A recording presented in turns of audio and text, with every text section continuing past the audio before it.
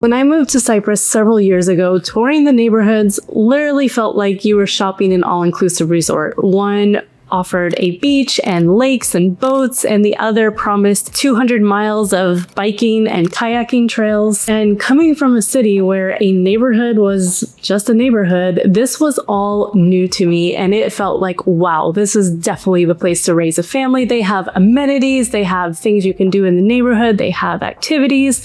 Like, it felt like the whole package deal. Fast forward, now that I've lived in Cypress and I've sold hundreds of homes in Cypress and the surrounding suburbs, I see things a little differently now. There's a lot about Cypress that I genuinely love, but there's also a lot that I would do differently, especially with how much the market is shifted since 2020. There are decisions that I would be a little bit more careful about. Obviously, Cypress is busier than it used to be. It is the #1 zip code in the nation that people are moving to. We have had an explosion of growth in the last 5 years, and honestly, the infrastructure in the area has not caught up with the population increase. It's not just certain areas that are congested or rush hour. There's a lot more congestion going on in Cypress than there was several years ago. That's just one thing you have to live with here day in and day out. You kind of get used to it and kind of figure out the ways to go to make it less, but it has gotten a little bit busier in Cypress. Another thing people don't talk about or really disclose with families when they're moving here is how crowded some of the top-rated schools are within the Cypher ISD. And in some cases, I feel like I'm putting it lightly. My son attends Bridgeland High School, and he was telling me that this year it is so crowded that they're walking shoulder to shoulder through the hallways in between classes. It really is. A lot of students are crammed into these high schools with how much building has been going on in the last 5 years. And when you go to a top-rated school district like Cypher or Katy, the competition is fierce. I'm talking academically, athletically, and socially. I personally know some families who have lived in Bridgeland or Cypher ISD and have actually moved over to the Waller side for smaller class sizes, newer schools, and less pressure overall, especially for college acceptance. Another thing about Cypress, when you're in a suburb that is growing rapidly with new construction that is not discussed a lot, is the rezoning of schools. With all the growth, they are opening new elementary schools, and with that sometimes comes rezoning. Some families go out of their way to get into a specific elementary school just for it to be rezoned a year or two later. But again, it's just something families need to know when they're relocating here, because it's not always as crystal clear and concrete as the marketing materials make it seem when you purchase homes here. Now, for the positives, and to be fair, Cypher has gotten a lot more convenient even since when I moved here. We have the biggest H-E-B in Texas. We have a Trader Joe's opening in December.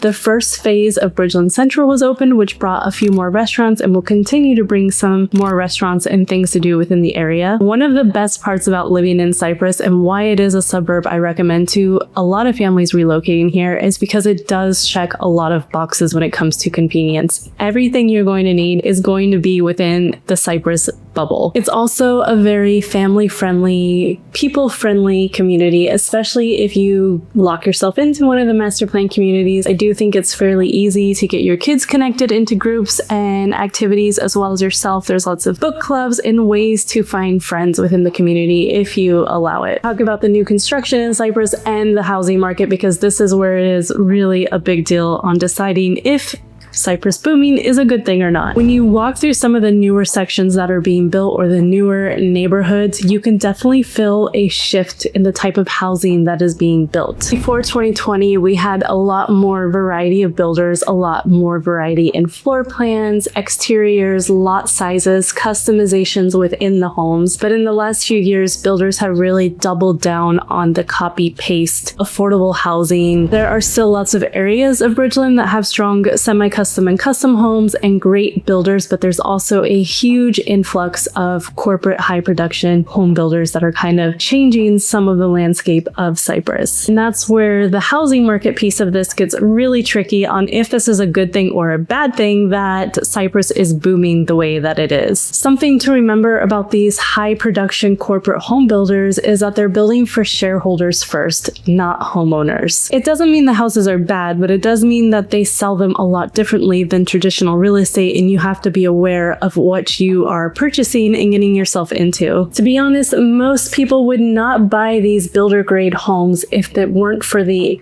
incentives that they are including in the purchase price. The problem is most of the time your loan is still for the full amount of that sticker price, even though your payment is significantly lower if you bought the same priced home in a resale home. And those incentives do not transfer to the next home buyer, so they are not going to see the same value you saw when you purchased the home because they are not receiving the closing cost assistance, the rate buy down, or the extra credits. So it's going to be possibly a little bit more difficult to get your full loan amount back when you go to resell the house, depending on when you decide to resell. And honestly, in the Cypress area and Katy and surrounding suburbs, that is why a lot of homes right now under $500,000 are sitting, because they cannot compete with builder incentives. And I'm not saying don't buy new construction. I'm just saying be very particular about the type of new construction home you're considering, especially if you were purchasing one under $500,000. If it were me personally under $500,000, I would probably lean more towards resale homes. You get better schools, better location and convenience, you get lower property tax, you have more stable long-term appreciation. Objectively, it feels like a safer move to me in this type of market. Now, the big picture, is Cypress a good place to purchase a home right now, or is it going to crash? Is it going to be overbuilt? All those questions. In my opinion, Cypress has not hit its peak yet. Even with all the mass production building going on, there is still a lot of commercial development that has not happened yet. Ridgeland Central, once completed, is going to be a massive commercial hub for the Cypress area. Retail, dining, entertainment, corporations, and it is nowhere near complete yet. As much as you see building everywhere, there are still some major commercial anchors that have not even started yet, which is really going to pull everything together. And I think once those are completed, that's when Cypress is going to reach its full peak. So yes, it is booming, and yes, there are several risks